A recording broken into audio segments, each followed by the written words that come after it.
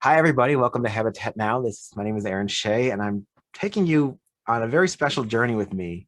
This is supposed to be a preview for the auction, which it is still, but it's kind of changing a bit where it's more like a preview of the Habitat Vault. And the things in the vault will be at auction. Everything is available for sale. And I'm getting some feedback, hopefully from you during this presentation of what you'd like to see at auction.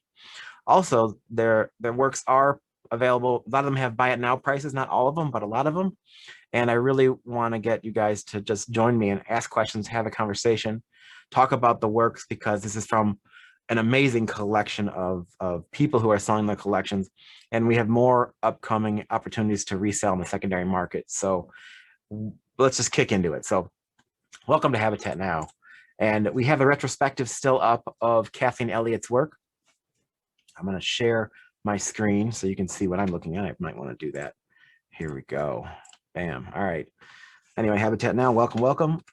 And then we go to Kathleen Elliott. So week 3 is up of her 6-week retrospective. If you haven't seen the show yet, it's on Artsy. She has basically a retrospective going of her works over the years. Most of her work has been lent out to museums. And now, because of the pandemic, she has everything back and she's looking to sell things. The prices are amazing. They're all priced to sell. She's one of the best flame workers in the country, and they kind of have a very strong community. So check out her show. Glass 49, hopefully we'll have online on May 1st. It's our digital Habitat Direct with some preview days for the ACG members. That's going to be a lot of fun. We're trying to get together again for a physical show in September. I want to partner with the Toledo Museum if they're available, because they have an amazing filtration system, a 0% infection rate. See what's going on there to do a demonstration to get people to come back and check out everything that's going on here at Habitat and get together once again in person. Planning our next auction, you know this, so let's just skip through this one. And then we can kick into Habitat Estates. And Habitat Estates is the resale arm, secondary market arm of Habitat Galleries. And this is my presentation about the vault. And the vault is our new storage facility that we have here at the gallery, which allows you to explore glass in our back room. It is an incredible space. It's all white, artworks are on display, nothing is boxed up. And it gives you a very personal opportunity to see some of our archives. And I recently had Dan Fox, who's our photographer, flying from Seattle to shoot many things I'm going to be showing you today of the work in the show, or of the work in the space. There's plenty more, but this is an idea. And I kind of want to get the feedback from you guys. If you see anything you like, take a cell phone shot, talk to me about it later, because a lot of it has about now prices. So the vault is closed, but we will now open it and explore what's inside. And I'm grateful to have you all join me through this very fun experience. So a lot of the work is in alphabetical order. There isn't really an order to how this presentation is going. So, just kind of roll with me as we go through this so I can show you some of the works. Leon Applebaum, we've sold him at auction before, very colorful things. He's all about light and color, creating vessels in abstract form. Usually an inexpensive piece, but he's very enjoyable, very collectible. We sold a few of his pieces through our gallery, and just something fun that Dan Fox shot to start us off. And he's A, that's what we get. Quickly, we kick into V with Wiesner. Wiesner was one of the highest selling things in our last auction. Some of you have seen this piece in the gallery, a blue bowl, 10.5 inches wide. Demand for his work since he has passed. He spent many years working as working in not a studio, working in production, designing and creating. He's passed away, but his work is legendary. And if you're looking for his work, we have one in our upcoming auction. That's green, you see here. Oban Abright, we still get people who are always trying to find his work calling, and we magically have one. We've had this one at auction before. Hasn't reached the reserve, so hopefully I'll be able to renegotiate a bit, but it is an impressive piece at 22 inches tall. Beautiful work, love the detail, mold blown glass, and I'm sure many of you are familiar with Oban. He did a talk not too long ago with Education or ACG. Fantastic, this is from 2014. Oban Abright, this is Hank Adams, right? It's a artwork that challenges, but man, he is an amazing talent. Many museums. He has been around for a while. He no longer works in New Jersey at the Wheaton as part of their facility, and now independent artist. This is on the secondary market, a substantial piece at 27 inches tall. And this piece was purchased first from an exhibition he had at Wheaton years ago, and it is available. And Dan did an amazing job at shooting this piece. It's a powerful work, and if it's definitely museum quality. Dom. So a Dom table, obviously production works from France. I'm learning here as I go into these works too. So if you have anything to add, feel free. This was from the Belkin collection. Dom glass table, about 30 inches tall with a tabletop. Something interesting, something fun. Definitely different than something we've had in the past, but it's nice to mix it up and be able to show things like this, because there's like people who collect Dom alone, and maybe we'll be able to attract them more into what we offer here at the gallery. Rick Beck torso. Many of you know Rick Beck. He recently moved to Hawaii, and he's got his facility all built there, getting busy creating again on that big island. I'm sure he'll take some visitors if you ever want to travel to go see him. This piece in the secondary market is called Torso, 68 inches tall with the table. Powerful, powerful piece, beautiful color. You know, Rick is an amazing artist who works in cast glass for many, many years.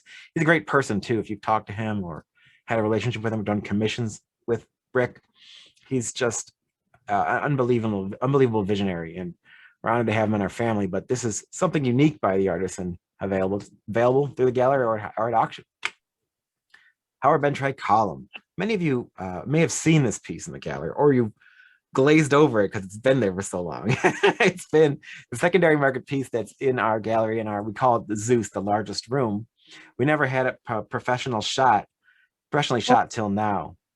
And at 95 inches tall, it's an extremely substantial work by the late artist Howard Bentray. And it definitely needs a home. It takes a little bit to get installed, that's for sure. That's why we haven't moved it, but you're always welcome to come and take a look at it personally, because it's definitely been on display. Alex Bernstein, many of you know him and his work. We have a couple here available in the secondary market that will possibly make it to the auction. This was kind of a magical blue piece. You know, he's on Facebook, he carves his glass and he adds metal to it. He's a third generation artist working in the material. Many of you have his work already. He's making some amazing things today. We try to price these works to sell. So the motivation is there to find a home for this kind of work. A larger piece. This is from a local collection we picked up, I think, early last year. And at 26 inches tall, 30 inches wide, it's quite substantial and incorporates the metal on the side of the piece. A beauty, and it would look amazing in front of a window. Again, in the secondary market available. We kick into Giles Bedison. Many of you know Giles from Australia. He worked in America for a few years, and I think he has traveled back to Australia. We picked these up a day before Dan Fox came to town.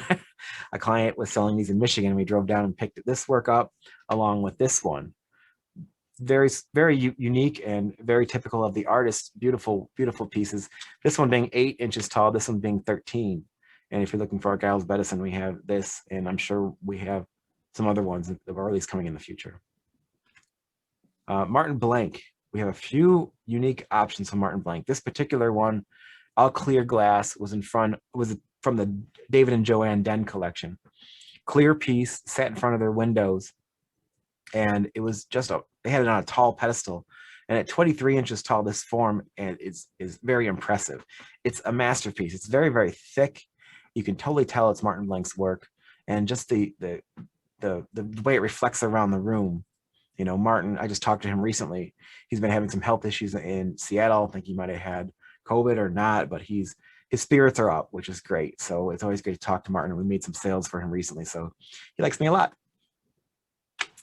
Another form, I love this piece. Another one from the Den collection.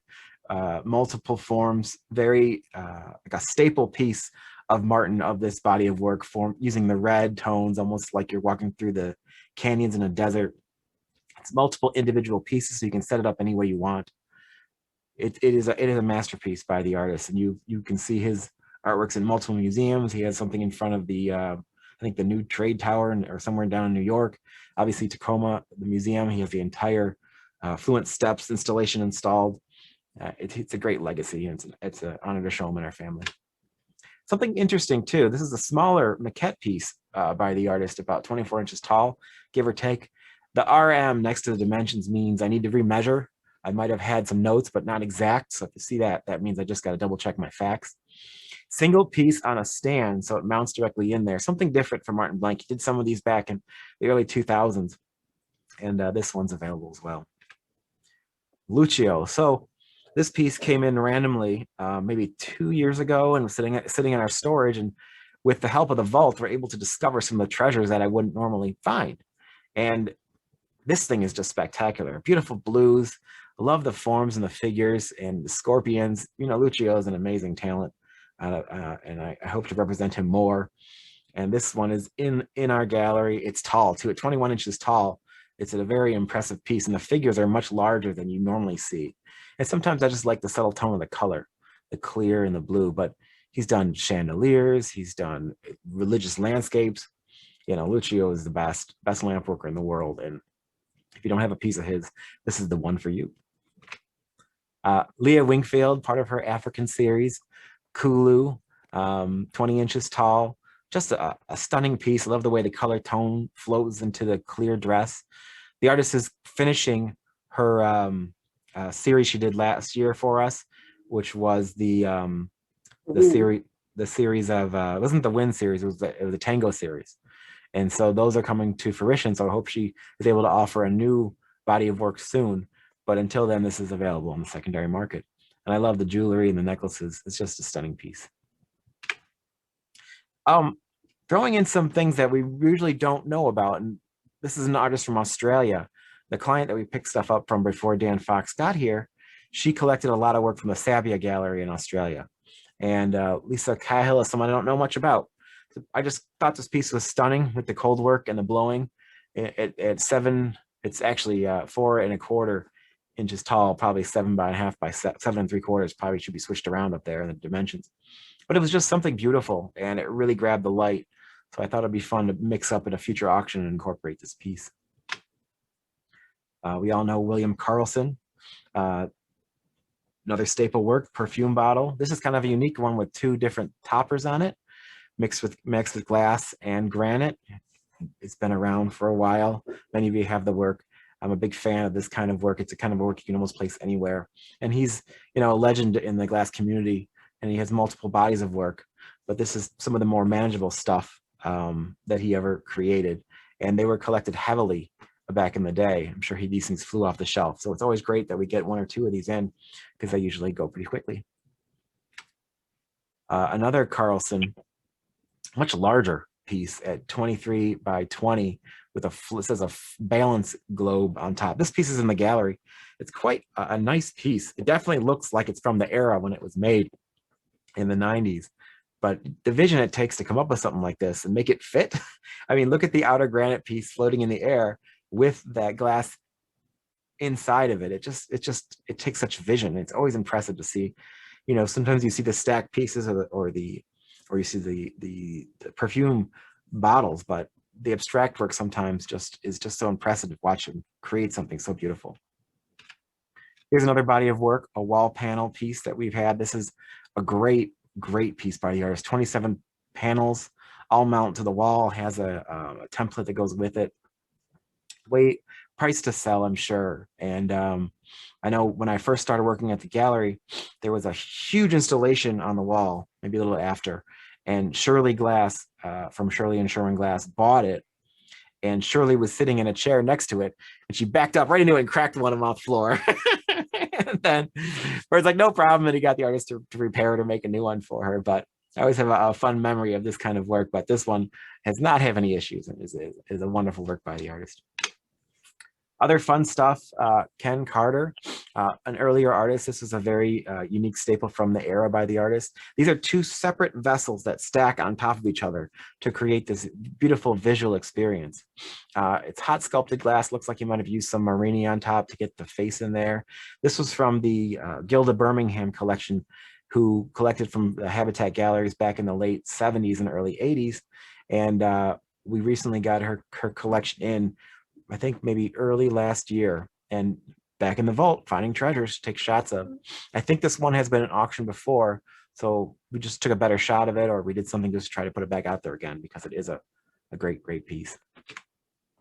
Jose Chartier, Many of you are familiar with his work. I'm trying to convince Jose to do a Zoom with me. He's putting a plan together. I'd love to have him have a talk. He's a great guy, and he's such a legacy of all the work he's made over time. This particular one's from the Balkan collection, blown in sandcast glass, multiple forms, beautiful colors. Definitely a nicer one of the series. Many of you have seen other works by the artist, like he's done like, you know, horns and little cityscapes at one time or another, but this is one of the more recognizable bodies of his work. Chihuly. So there's a couple Chihulis in this list that I'll be showing you. This one is from the Davison collection, bought probably around 2005 when it was new, and maybe 2004, and multiple pieces, white and pink. It was in their their fireplace in one of the rooms in their homes. They recently sold their home, and so we picked up their collection to offer, which is an amazing experience to go see and then take. And Rob and Dave and I went and inspect everything, brought everything back, and so then Dan Fox shot this particular work along with others from their collection. Chihuly is always in demand. It's always a great artist to start with when you're dabbing into the glass community, and usually this is a great example of his work. Another piece that we have in the gallery, a single Amachia with yellow lip at about 60 inches wide. These usually also have demand at auction for people who try to get one. They're priced right, and we're trying to possibly get together with Chihuly in the near future to be able to offer his limited editions again. Speaking of limited editions, what a segue there. We have two. This one's from 2008, Dakota Machia edition. This is a little bit after I started at the gallery. This piece came out, and I thought it was quite stunning. And so this is a piece we picked up recently, and we'll go to auction, I'm sure. And then I'll kick over to this one real quick because I mixed them up. A red piece with black lip wrap, another edition from 2006. It's hard to find the information about these, and luckily the secondary market exists, so you can actually try to dig it out that way, because they're not really stored on Chihuly's Portland Press, or it's now called Chihuly something, their website alone. But they're always in demand. People love collecting these things, and they're usually priced right. Individual unique cylinder we have at the gallery, blown by Chihuly in 1976. A very substantial piece by the artist, and you know, if someone's looking for a unique piece, this definitely would be it. This is kind of a fun one. This is a very small Chihuly. This is from the Gilda Birmingham collection, and she only collected really small pieces. And this piece is about the size of your hand, maybe a little bit bigger. And it's always fun to see something like this, because you're so used to seeing the staples over and over again. And someone managed to snap up this treasure, I'm sure Gilda did. And now we have it back in the gallery. And this is kind of one that we discover inside of the vault. It's just kind of sitting there like, oh, look at that thing. Where'd it come from? You look it up and there it is. And then you're all right. This is a great thing to put out in front of the public, because not everybody can get fit or afford the large pieces. So I'm definitely excited about this fun little guy from 1980. And then we get to our buddy Dan Clayman. This is also from the Davidson collection, a larger bell piece. They had substantial works, and this one was 31 and 3/4 inches big, copper and blue glass. It's just a beautiful, beautiful work. And for years it sat by their window, and they actually had it, I think they had it like museum wax down. But when we got it, cleaned it up, brought it home, cleaned the wax off, it's a beautiful, beautiful piece by the artist and available. Another piece from their collection is this large one, 103 inches tall. It's called Valar, and this was right by their front door. And supposedly in the sale of their house, the new buyers want it back, but I haven't heard from them yet. So if they come back and get it, great. If they don't, then someone else will. But you know, it's 103 inches tall. It's a masterpiece by Dan, and I hope to have him on our Zoom this summer to talk more about his work. Another fun piece to try to mix it up with Deanna Clayton, a small one. It's probably about yay big, 6 by 8 by 8. So it's another small little piece on the secondary market. Some people just reach out to us. We give them an ability what we can possibly sell the piece for, and the next thing you know, it shows up for inspection. And we get Dan Fox in to shoot them, and man, he's really worth it. He's a great photographer. Another shout out to Dan. And another small treasure by Deanna. She's still working today, making some beautiful things, and we have stuff from her as well in the gallery. Laura de Santiana, this piece I believe is called Flag, 17 by 17. She recently passed away, I think last year or the year before. I don't think I ever had a chance to meet her, but I probably talked to her on the phone. And She made multiple pieces. Most are exploring color. This particular one has 3. Some of the other ones have 2. During my research, I saw some other ones like this online and figured out it was from her flag series, hence the name. It's very, very thin. It's only 2 inches thin, 2 inches thick. But she has a drive for her work. People seem to love her stuff, and she's very respected. And I haven't found a piece for me, but I'm sure one day I'll find one. Another interesting artist, this is Tim Edwards, someone newer to my awareness, who creates glass and creates these blown glass forms. They're very thin at 2, so it's kind of in the Laura de Santiana style, but it's totally different price point.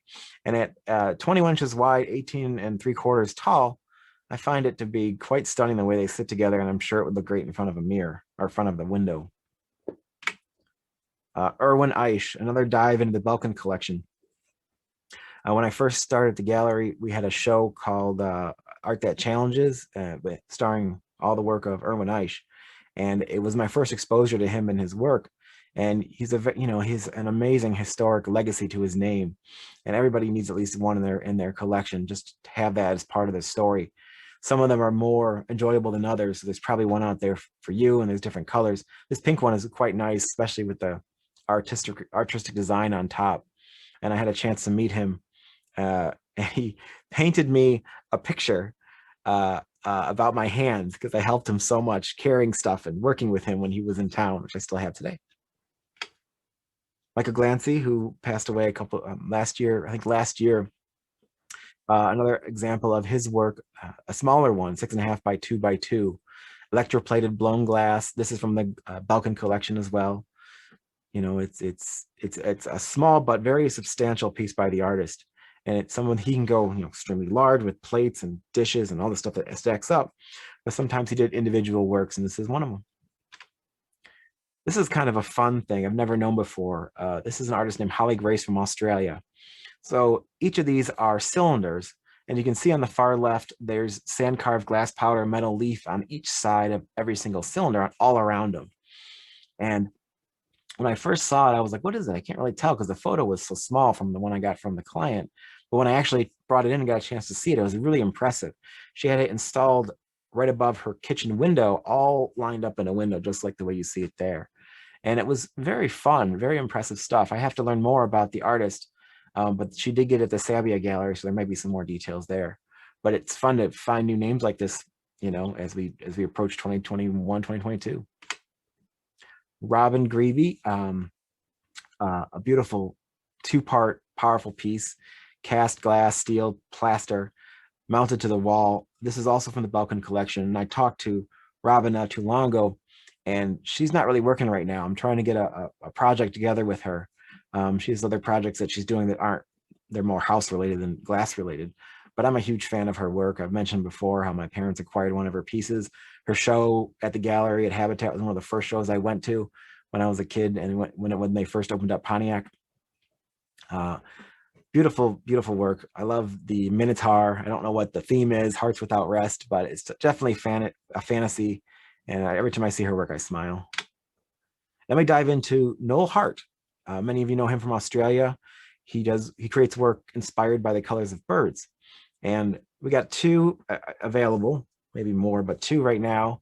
A red piece. These are all in the secondary market, obviously. A red piece and a black and white piece. This particular one is inspired by Bowden's Black Cockatoo, I think, 18 inches tall. And it's nice to see him work in, more black and white colors as well, because I usually only see him in, crazy greens and yellows and oranges too. So he just has a little variety for everything. Then we get into Colin Heaney. Many of you know his work from back in the early 2000s. And they are hot work blown objects that look kind of like they're relics from the past. And I think I have 2 of them in this display, one blue, one red. I could tell you a lot more about Colin. I have a lot more to learn about Colin personally, because he was kind of around before I came around. But they are just very, very beautiful and very, very, intense pieces when you have them. At 64 by 64 and having that round bulbous feeling to them, they're just absolutely stunning pieces to have in your home. There we go. Eric Hilton, Diacritic Glass. I was trying to think of that terminology earlier. So the glass in the center is called diachronic glass, and many of you may know that, and it changes as you walk around. And Eric spent many years as a head designer at Corning, and he created these beautiful pieces via carving and carved glass with stands. And he's created some pieces recently with videos with a man named James where they collaborate. But this particular work is in the secondary market called Point of Departure. It's up in the gallery. It's just beautiful. And you can see such detail. It's amazing to see these treasures every day as I walk in the gallery. It's kind of, you can't really overlook them. You can't really get into your day and be like, oh, it's day, because you can just walk around the gallery and feel so much inspiration. Another one, this one's called the Queen's Chalice at 17.5 inches tall. I believe it's 3 parts, the chalice, the middle, and the bottom. I put that detail in there just to show, you know, the coloring and how much work goes into every single piece that Eric Hilton makes. This is kind of a unique one, being it's a chalice and has a simple design to it, which I really enjoyed. And I figured that it would be something I'd want to include in an auction or on display in the future, but it's in our vault right now. Paavo Halava, one of the early members of the glass movement in the Czech Republic, who, you know, it wasn't Lubinsky, it was Paavo Halava, and he has a whole collection of students, including his son-in-law, Tomas Havichka, who works in glass and creates using the kind of the experiences he had and using his own experiences as an architect. And his stepfather, Paavo Halava, usually works in laminated glass, and we might have one later on in this talk, but this is kind of a unique piece blown with hot work parts inside of it. And the first time I ever saw this body of work, I was in Habitat, Florida as a kid, and Linda Boone, who owned the gallery down there, had one on display, and it was just so stunning. And now we have an opportunity to offer 1, 2 through our gallery. So I've only seen 2 in my life and only one that I have control of, and that's basically it. Yep, this is the Paavo Halava work we all know and love. Cast glass or laminated and polished glass forms. What a stunning piece by the artist. Beautiful. I'm just a big fan of the history behind the artist and, you know, what he makes. And when I'm kind of drawn to these in people's collections personally, because it's such an important part of the history of studio glass. Another piece we have by the artist, a little smaller, 12 by 12 and change. Beautiful colors that come popping out of it. These things surpass time. Any decade, these are totally relevant. And this is the son-in-law. This is Tomas Havichka, drop. So the story goes, this particular piece is done in layers and it's fused. And what's interesting about it is the metal inside is actually silver. And during the fusing process, it turns gold in color. And when you see his work and it's silver in color, that means it's actually gold, and during the fusing process, it turns silver. Kind of an interesting tidbit about his work, and we've been representing him forever, and it's just a beautiful example of his work. Peter Hora, many of you know Peter's work. We represented him forever too. Pure form. This piece is so big. This is the wrong dimensions of it for some reason I have up there. I think it's about like 30 by 30. It is an impressive work. It comes with the stand. It has such a beautiful tone to it. He's such a master, and I enjoy working with him every day. And we have tons more plans with Peter Hora upcoming, but it's always great to get one of his substantial works, you know, that you have a place for like this, because this is a museum quality piece, and it's definitely worth snatching up.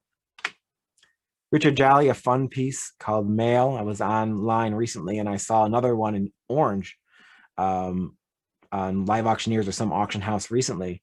Same kind of form, wasn't as round. It was more tight of a person, had a $1,000 start bid, had a bid already. So there's already a market for these. And at 17 inches tall, it's just a very fun piece from the era 2000. I think it's around 2001 that this piece came out. And I'm sure it will find a home. And Richard's a great guy. Craig Kallenberger. I love when Ferd's on the talk when he does this with me. And he's like, these Kallenberger pieces from Interlock series are so very rare. He only made a few of them. But I tell you what, every single auction I've had for the last 4 years, I've had one of these in it, you know, and they might have come back or more people have bought them from the eras, but they are just amazing pieces. And I talked to Craig about them not too long ago, and he clarified with me how they were actually made, carved in polished glass. And I always thought they were blown, but you know, you learn from the experts. And these are, Craig has the pieces that are kind of boat shaped with the the surfaces in them, and you can kind of see the reflection. And then these body of works are what he's most well known for. We've had some others also at auction, which are black, kind of Joe Philip Myers like, but I really enjoy these interlock series because, as Ferd said, they are very rare. Gabrielle Kutzner, this is another one from the Davidson collection, mounted to the wall. It kind of reminds me of, the seasons and the spring, or maybe opening a door. This was mounted in their home downstairs, in great condition. Gabrielle's fantastic. I haven't seen her in a while. I think Debbie still keeps in contact with her via the internet, but her fuse technique and her cold working is absolutely powerful. And at 36 inches tall, this is a great piece for any collection. Judith Escola, Untitled. This, we had it auctioned a couple of years ago and it didn't go through, so we're putting it back up. And it's plate glass, I believe, and it's carved and polished, and I don't think she paints. Everything's done hot, and just needs an amazing home. Somebody really enjoy her and her work. I don't. She's been world traveling lately. I don't think she's been working at all in her studio, so it's a great opportunity to get one of her works. Shayna Live. I haven't reached out to her lately. I need to see what she's up to. I know she was doing some commission works for aquariums.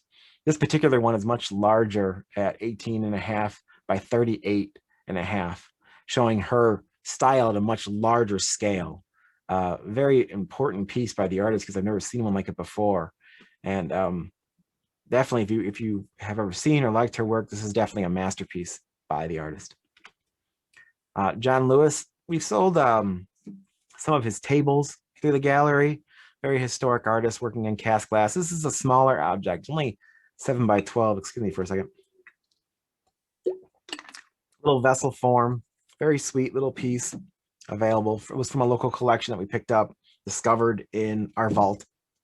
Took a photo of it to show people. It's definitely a price to sell, and it's definitely a beautiful piece by the artist who we all know.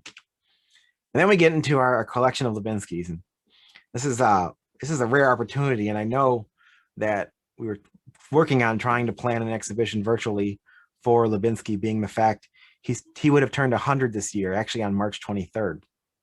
So tying that in, we have some Lubinskis that are available or are available that we have through the gallery, and hopefully going to have a couple more. But when I looked at the ones that are more, I actually looked with the Weisses, the ones we have are pretty nice. And this is the first one, penetration through the cone, 36 by 51, very substantial piece by the artist.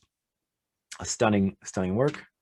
A smaller piece, a maquette piece called Halava, which is also the word head, 13 by 9 by 5, a smaller piece available through the gallery. It has an amazing tone to it. You can see that orange color on it, but when you blast light through it, it shines through blue. It's quite stunning. It's quite amazing. This glass was originally made for the jewelry industry. Yeah, Ferd's joining us. Hi, Ferd. Hi. And so yeah, it changes colors as depending on the light. It'll turn completely blue in neon light. Completely blue, huh? Did you hear what I said about Craig Kallenberger earlier? I did. I heard good. It. We'll talk later. Yeah, no problem. I figured as much. I figured you'd join us. Good. Glad to have you. Yeah.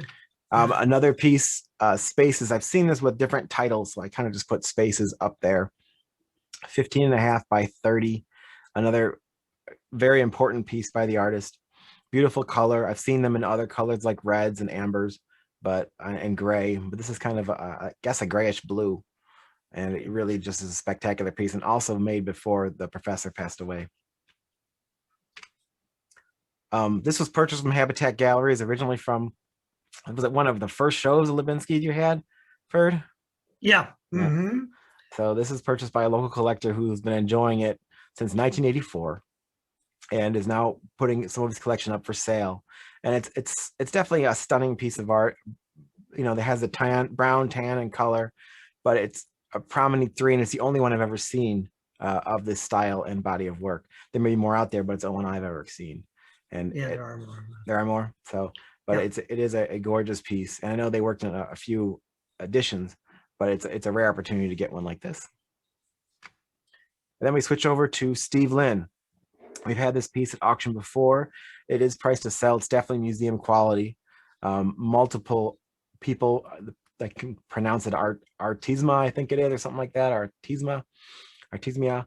And this is sitting in it's sitting in our old warehouse still, and it definitely needs a home. It has some beautiful tones to it. There's a lot I can learn about the piece before I start talking about it, but if you're interested, let me know and I can do the research for you. At 55 by 67, I think it's not 106 inches thick. I think it might be a misprint. It's probably like 10 inches thick. So it's a very substantial piece by the artist. Marvin Lepofsky passed away a couple years ago. This was another piece from the Davison collection, acquired through Habatat. You know, many people have reached out to us recently looking for his work. This is a great opportunity to get one, possibly at auction. Single piece, 12 by 12, 9 by 12 by 12, not too large, not too big, but it has that flowy feeling of a piece of bubble gum in a way. But you know, he's part of the history of glass, and it's a great opportunity to get one of his pieces. Aaron, are all these pieces you're showing going to be at auction on the 25th? No. The answer is no. The answer is this is basically a review of stuff in our vault, and I want to talk to people about what they'd be interested in seeing at auction. So some pieces will be, some people's won't be, but it's an opportunity to kind of get your eyeball on some things in case you really want to see these things at auction, or if you can't wait and want to acquire one, there's a buy it now price. I didn't have time to actually hammer out all the auction details. So this is my best opportunity to get the work in front of you and do the details later. But pieces like this will be Harvey Littleton, small piece, 3.5 by 8 by 3 3/4. We had one of these in our auction not too long ago, and it sold for over like 10 grand, a small little piece like this. There's always a market for people who want to get a little piece of history, but can't get the full blown, you know, expensive works. And it's great to have them. And this was not Guild of Birmingham. This is a different collection, but is available through the gallery. And then a different angle from Harvey Littleton. This was also sold through Habitat and probably Littleton's very first show. Is that true, Ferd? Yeah, it was 1978, I think. No, this piece is made in 79, so let's roll with that. Yeah. Right. So it's a 4-part piece called Gripped, and it's something I've never really seen before except for this particular piece. And there's a picture with the previous owner standing next to Harvey Littleton in the gallery when they bought it. And it's nice to see the work come full circle like this. And I know it also comes with a metal cylinder that can also go in the center, but the glass one's just more represents the work better. And I think it's always been displayed with the glass cylinder as well. Something very unique, and it's a great opportunity. Then we dive back in time in 1965 when glass was invented by then, right? And so this is probably an early legacy piece by Harvey Littleton. A smaller piece, not too small, 9 1/4 tall. This is kind of a museum quality piece telling the history of studio glass from an era early on. So this is probably going to go to a museum someday. It's definitely available. It's on display right now. I had Debbie measure it this morning. Novak Jr. So I think this is a 3 or 4 piece Novak Jr. that kind of assembles together to create this interesting form. And I know on our trips to Europe, they visited his studio and have been quite successful with Novak Jr. On the trips out there. This one available at the secondary market. Maybe there's an opportunity to get a deal here if you're looking for the artist. A big fan of his work, and we do quite well with it. Now we get into a monster. This is Stefan Paula, 68 inches tall, including the stand, 29 by 24. 2 giant lenses connected by these, I guess you would call them cast pieces that hold it together. This is also from the Davison collection acquired from the gallery, and it is just an impressive museum quality piece. And if you're looking for a museum quality piece by this artist, this would probably be it if you like the color and the tone. It's uranium glass. Yeah. So it too changes colors from that green to the yellow and amber. I can see that. They had it in front of a window. It was just so gorgeous. And so that stand that comes with it holds it in place, and it's also a weighted stand. I made the mistake of trying to pick up the stand alone when Rob and Dave took the glass away. I'm like, I get to stand, you guys go. And I went to pick it up. I'm like, oh my God, because it was weighted by concrete. Yeah. So it took two of us to carry that stand out to make sure. It goes to show like how much effort's into keeping it in pristine condition. Another fun, smaller piece. This was also discovered in the vault. The bridge piece here. It's a small Zoropolova, only a little over a foot large. And I thought this was just a very fun piece. I could easily live with this one. I'm a huge fan of Zoropolova's work. She's still working today. She emailed me recently. She said she's looking for more materials to keep creating, and she has such an amazing collection of works she's created over her career, plus works that are available, plus Stefan, her husband. They're like living legends, and you know, the opportunity to get a piece that I can manage by myself is a great opportunity versus some of the larger pieces. I'm going to be going in the next 10 days down to Ohio with one of her huge red, you know, abstract forms that we sold recently, and she's excited about that. So happy to have her in our auction. Another Zoropolova, a more formal one called Bridge Harp, 16 by 16, another masterpiece. You know, look at the detail, look at the pristine ability of the artist to be able to create this kind of artwork. And this is another museum quality piece that we have in our opportunity in our vault to be offering to sell. So this particular one is on site on sale from our client's home, which is something that we offer that auction houses do not. We work with a lot of our clients that we know and trust to be able to offer work from their estate while they're still enjoying it. And this is a one the client is still enjoying. And if it sells, we'll work with the client to get it to you. And it's happened before with this client. It's been great. So another opportunity for us here at the gallery. A fun Richard Ritter. I own a Richard Ritter blue piece in the same kind of color, but it's not a vessel form. It's more like a blob form. And this is just a beautiful piece. Marini, we can see the butterfly there. I don't think Richard's working anymore. I think he's basically retired. So every chance we have to show his work and be behind him, we do. Stand behind him. And this is a great example of his work. And it's not too big, 6x4x4, small little beautiful vessel, beautiful tones, just a peaceful piece. Dan Rothenfeld is someone I learned about yesterday because he was in my slideshow. So an Ohio-based artist from the 80s, heavily inspired by art and creating and inspired by the pandemic of AIDS and all kinds of things led him to create these body of work exploring the human form and our own weaknesses. So these are created with layers of glass that are laminated together. And this is from the Belkin collection. And it was quite an impressive piece at 20 inches tall, 20 inches wide, and I wanted to put it out there for people to get their eyeballs on it because I've never really seen it before. Ferd, are you familiar with the artist at all? Do you remember? You do? Yeah, we exhibited his work up into the early 90s. And this is a very nice example of what he does. Yeah, I saw some pieces that weren't as nice when I was Googling his name. So it was nice to see one like this that's available. Yeah, obviously, you know, Michael and Annie Belkin had amazing eye. So it's no surprise that this piece looks fantastic. Davide Salvadori, there's two of them that we have in the secondary market. One of them, this one is 42 inches tall. Beautiful Spangarpa piece by Davide. Many of you know him, and we had a talk with him not too long ago via Habitat Zoom. This one's from the Davidson collection, available in the secondary market. And then a larger one, almost 65 inches tall. We've had this one for a little bit. It's priced to sell. It is an amazing museum quality piece by Davide at almost 65 inches tall. Yellows and carved glass, and it illuminates. It is just a masterpiece. Yeah. This is an interesting piece, and I won't go into too much detail unless you really want to know, because I talked to the client who's selling the piece, and her husband owned it, and it was a vision Barry Sutner had in his head in the 80s about the Holocaust, and he had to get it out of his head by creating this particular piece. He's carved glass. I think it's blown and carved, but when he made this piece, he called a client who was collecting Holocaust memorabilia from a standpoint of the memory of the loss and the memory of not forgetting, and sold it to him immediately for $20,000. This small little 2x4x4 piece. And I don't expect to get anywhere near that. I'd love to sell it for $20,000, but I don't expect to get anywhere near that. Neither does the client.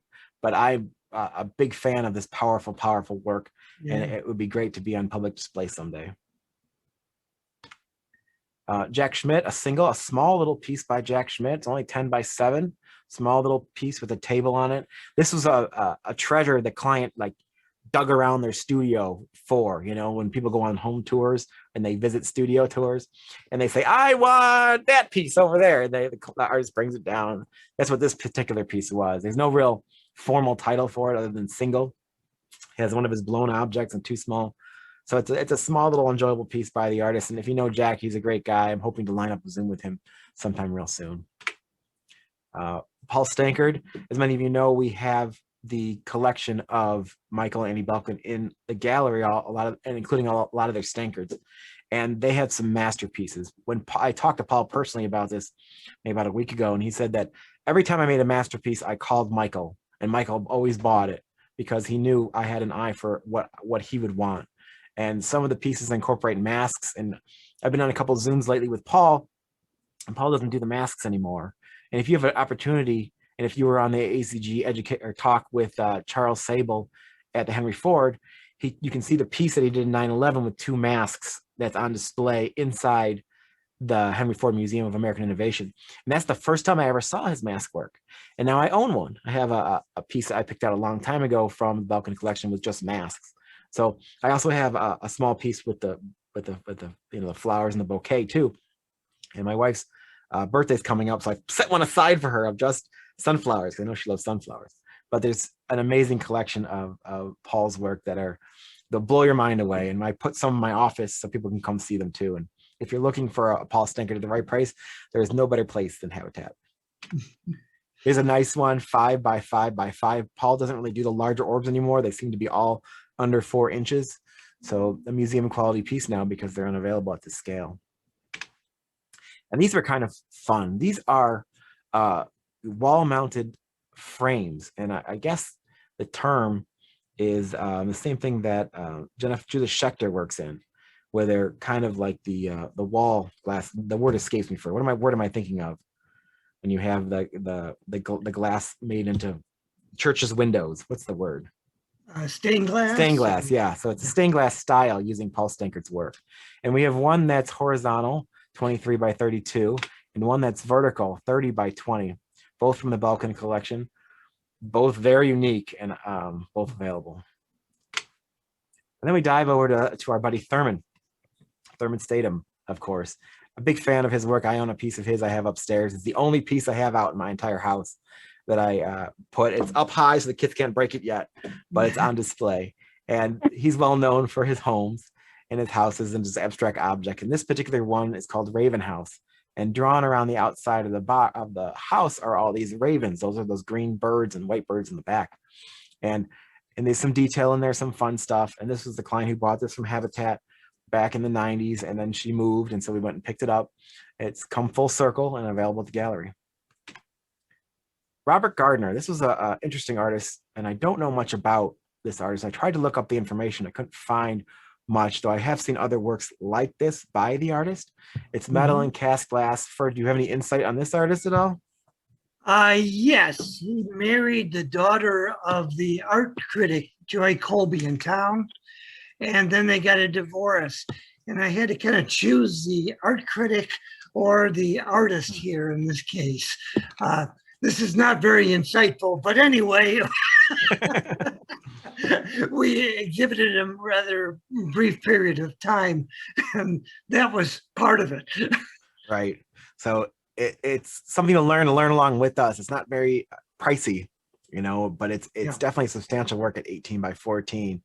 And we picked it up from a local client who lived, I would say, probably 4 minutes from my house, and then brought it into the gallery for a secondary market. Molly Stone, we've tried this piece a couple times at auction in the past from a local collector. It's not very expensive. Has some beautiful blues and black tones to it. And maybe Ferd, do you have any comments about Molly? Well, this is a very unusual piece because they did a production line of work, but occasionally they would do one-off pieces. And this started a very, very limited series. And I thought they were really beautiful pieces, almost cloud-like in in the composition and motion of the piece. Yeah, and the client that Reese is selling this piece often came to the gallery early for art shows and at Habitat and bought things. I'm sure this was one of them. Christian Theorian, secondary market work. I actually lived with this piece in my office for about a year and a half. Beautiful blown work. I don't know much about the artist personally, but it definitely had talent to be shown and priced accordingly. And each piece assembles at the stand, and all three pieces fit in, but each piece fits in its own place. Can't mix them up because it won't work. But it's a very beautiful work. Carla Trinkley. Every now and then we get some of her work on the secondary market. This was from the Belkin collection. It's definitely a name to have in your art collection. We have, I think, this piece and one other, but only have a photo of the one. And this one is a fun one. Blue ball with hands, something very interesting, something very fun. If you check out her work online, you'll see some of the stuff you'll like. You'll kind of get a taste of what you're looking for when you're looking for one of her pieces. This was an interesting piece we found stashed in the back of Habitat. And see how it says William Carlson RM up there? That means I have to double check to make sure it's Carlson because I don't exactly know. It's not. It's not. So that's why I thought it wasn't. Haha. So. But it was a student of Carlson's. Aha. Who was the student for? I was afraid you're going to ask that question. Right. I figured as much. So my guess is good enough. It's William Carlson too. No, we'll find out. It was something very fun and something interesting we found in the back. It definitely reminded us of Carlson's work. So obviously, since it's not William Carlson, it'll be priced right. At 18 inches tall, quite a substantial piece. It was very fun to discover this stuff while going through the vault. Let's just test us. We did it on Wednesday night. And then Emma Varga, Australian artist. This is also from the collector who collected from us, who collected from the Sabia Gallery. Many of you met or know her from SOFA. Have a chance to see her there. I see her there every year. Very beautiful piece. Usually her work is inspired by nature or underwater or movement. And at 18 by 24, it's quite a substantial piece that will look great in front of a natural window or any kind of light. I think we might have invited her to one show or another sooner or later. I look forward to working with her more in the future. Janusz Walentinowicz, Mona. Many of you know Janusz's work. I've seen him on social media moving. He's moving his studio back to Denmark. These body of work are some of his more substantial works at 45 inches tall. Definitely a powerful piece. This is a woman, and he's probably going, if you ever learn about Janusz's work, it's all about emotion, about things you live through. And I put the detail there of the puzzle pieces so you can really see up close how this work looks. An amazing sculpture, looking for the right collector. Another Janusz piece. This is from the Belkin collection called Woman with Dyed Hair. A free form sculpture would be on a pedestal or on a plinth on the wall. 17 by 16 by 18, quite substantial in size and scale.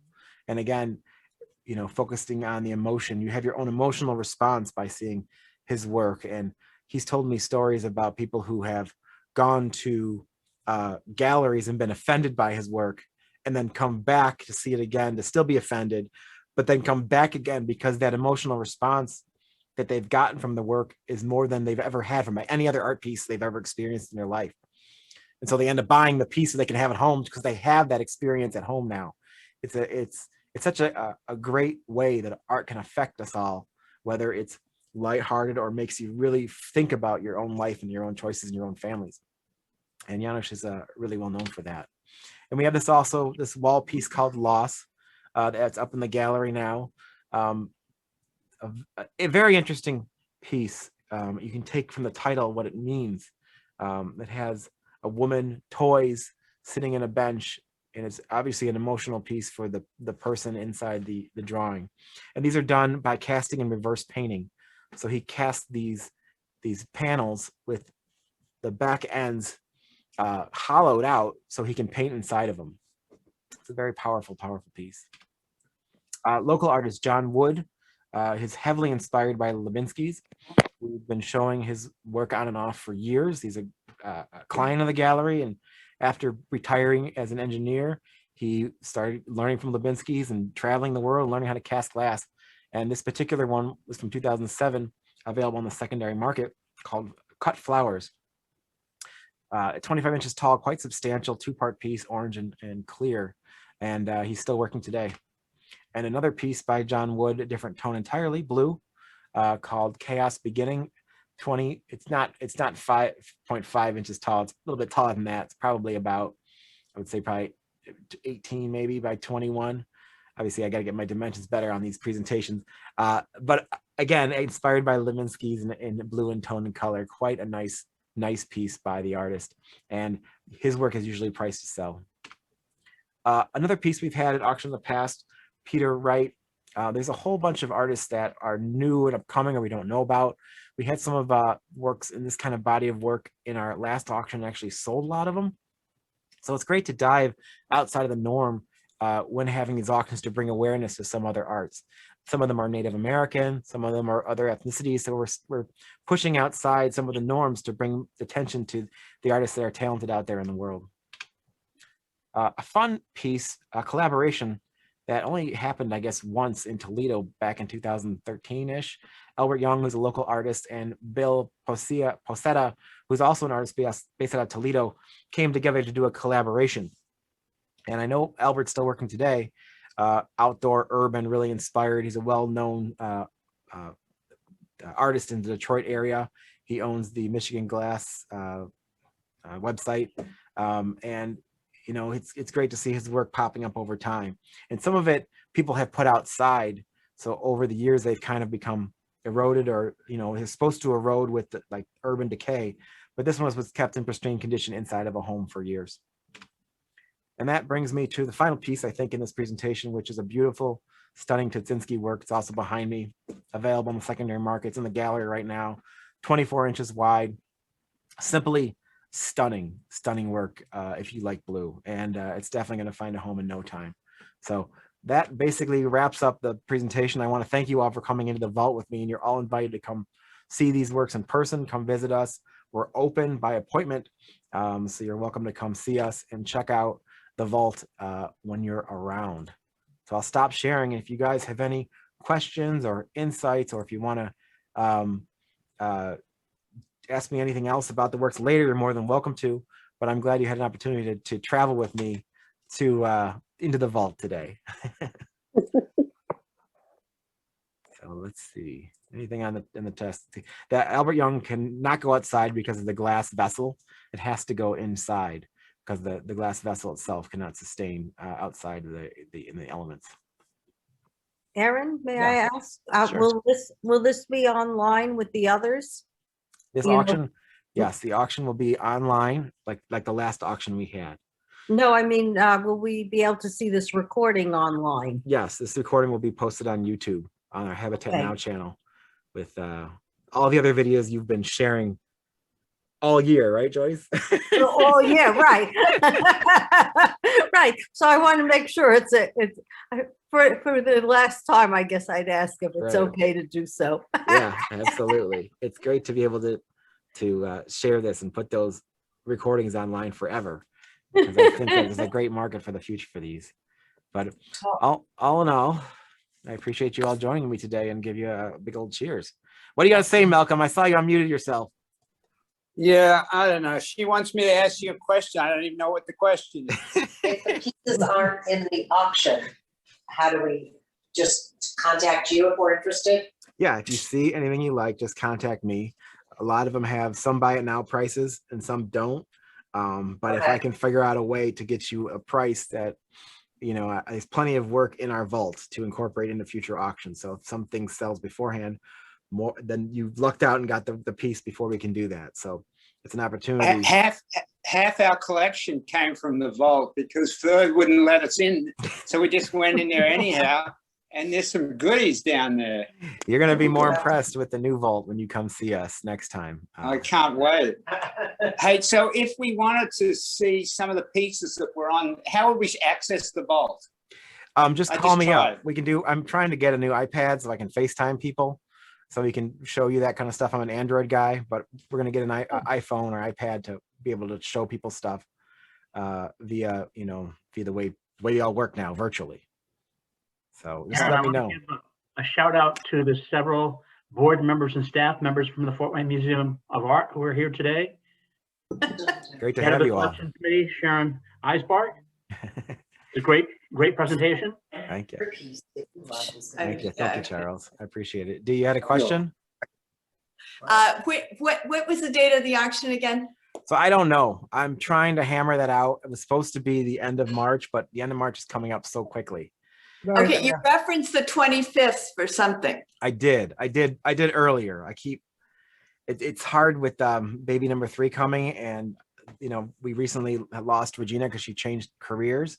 So I'm trying to be honest, not give an exact date of when the auction is going to be until I know, but you'll have more than enough time to look at the works. So you just give us multiple dates so we can all guess, right? Right.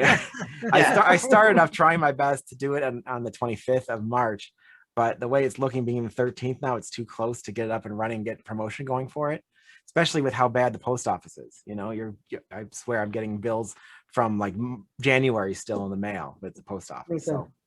So Erin, yeah. I would remind you, no matter what holiday anyone celebrates, Passover starts March 27th, and I think Easter Sunday is right after that. Right. And that also throws a little wrench into, I don't want people to be holidaying and miss the auction. So there's a little bit of legwork I got to do to find a hammer day. And then if the baby comes tomorrow, you're never going to see the auction until the baby's done and ready to go. So the idea, thank you. So Sarah's doing well. She's getting to that point now where she's ready to go. And if, it's great to put a date down on paper, then all of a sudden I want to do it. And then I'm in the hospital or it's not happening. So one or the other. I'll keep you guys updated though, because I'm eager to play some of these things. But in the meantime, if you decide you see something that you don't want to wait for the auction, there's always a good way to find a price on something beforehand. Like even this thing has a price on it, because I want to be able to keep everybody happy while be able to sell stuff in the secondary market, because it just sits in my vault. It doesn't make anybody happy. So well, it's great to have you all here today.